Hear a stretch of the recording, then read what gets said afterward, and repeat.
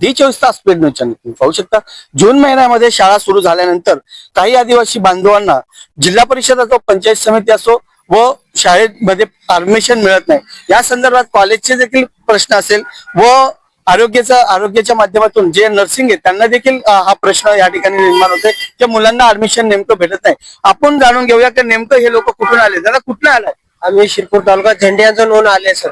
किती लोक आहेत तुम्ही? आम्ही प्लस 200 लोक आले सर. आम्ही इथं काय प्रश्न आहे? आमचे शाळेच्या मुलांना ऍडमिशन भेटत नाही सर. शाळेच्या मुलांना ऍडमिशन भेटत नाही हा यांचं या संदर्भामध्ये हे संपूर्ण सर नेमकं काय विषय आहे? शिरपूर तालुक्यामध्ये किती लोकांचा हा विषय आहे आणि काय तुम्ही आता जिल्हाधिकारी यांना निवेदन दिलं, काय म्हणणं आहे? आज आम्ही जिल्हाधिकाऱ्यांना निवेदन देण्याचं कारण असं होतं की चिमठाणे येथील सुरुची विद्यालय व ज्युनियर कॉलेज या शाळेमध्ये मागच्या वर्षी फेब्रुवारी महिन्यात आदिवासी मुलींसोबत अनुचित प्रकार घडला होता आणि त्या प्रकारानंतर ते प्रकरण अत्यंत गंभीर होतं. त्या संदर्भात वेळोवेळी आदिवासी संघटना आणि पालकांनी प्रशासनाशी पत्रव्यवहार केला आणि त्याचा परिणाम असा झाला की सदर शाळेची मान्यता रद्द झाली. परंतु तेथे शिकत असलेली जी काही मुलं आहे त्या मुलांना ऍडमिशनचा प्रश्न उपस्थित झाला. अर्थात पालकांची त्या शाळेमध्ये विद्यार्थी ठेवण्याची इच्छा नाही आमची. तर आम्ही आज कलेक्टरांना निवेदनाच्या माध्यमातून अशी मागणी केली की जून महिना चालू झाला, शाळा सुरू झाली, परंतु अद्यापही 225 मुलं जे सुरुची विद्यालयामध्ये शिकत होते त्या मुलांना अद्यापही कुठंही ऍडमिशन नाही. तर सुरुची विद्यालयामध्ये शिकत होते जे मुलं त्यामुळे अनुचित प्रकार घडला, त्यामुळे ती शाळा बंद करण्यात आली.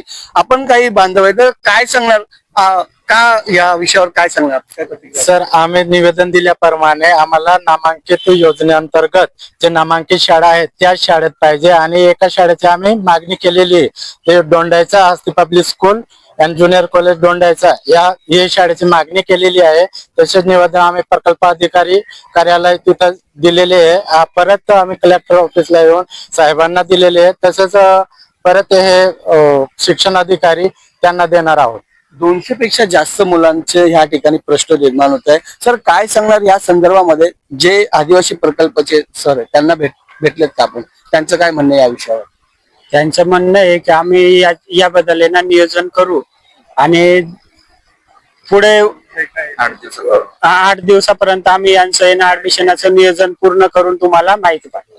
8 दिवसाच्या नंतर नियोजन करून. सर काय सांगणार जर तुमच्या हे प्रश्न सुटले नाही तर येणाऱ्या काळामध्ये तुमची काय भूमिका असणार? आज आम्ही निवेदनाच्या माध्यमातून प्रकल्प कार्यालय प्रकल्प अधिकारी यांना असं अल्टिमेटम देऊन आलो की येत्या 8 ते 10 दिवसात आमच्या विद्यार्थ्यांचा प्रवेश निश्चित झाला नाही तर आम्ही विद्यार्थी आणि आदिवासी पालकांसमेत आदिवासी आयुक्त कार्यालय नाशिक येथे तीव्र आंदोलन छेडणार आहे असा आम्ही इशारा दिला. तुम्ही बघू शकता आदिवासींना नेमकं शाळा शिकायची की नाही शिकायची हा देखील प्रश्न त्या ठिकाणी निर्माण झालाय आणि 200 पेक्षा जास्त मुलांचा प्रश्न या ठिकाणी ऐरणीवर आलाय. परंतु काही बांधवांनी हे देखील सांगितले की इतर जाग्यावर जर आम्हाला शाळा भेटली तर आम्ही त्या ठिकाणी पाठवू असं देखील काही पालकांचा या ठिकाणी निर्णय झालाय. परंतु प्रशासन या गोष्टीकडे दुर्लक्ष करते. यांनी जिल्हा अधिकारी असेल, पंचायत समिती असेल व आदिवासी प्रकल्प असेल, जिल्हा परिषद असेल या ठिकाणी आपले पत्रव्यवहार केलाय. शासनाला कधी जाग येतो हा देखील आपण जाणून घेऊया, कारण शासनाला कधी जाग येते, आदिवासी लोकांसाठी जाग येते का नाही तर हा देखील प्रश्न या ठिकाणी मोठा निर्माण झाला. कॅमेरामॅन निलेश डोळे, सजारी, 24 तास चॅनल. जय हिंद, जय महाराष्ट्र.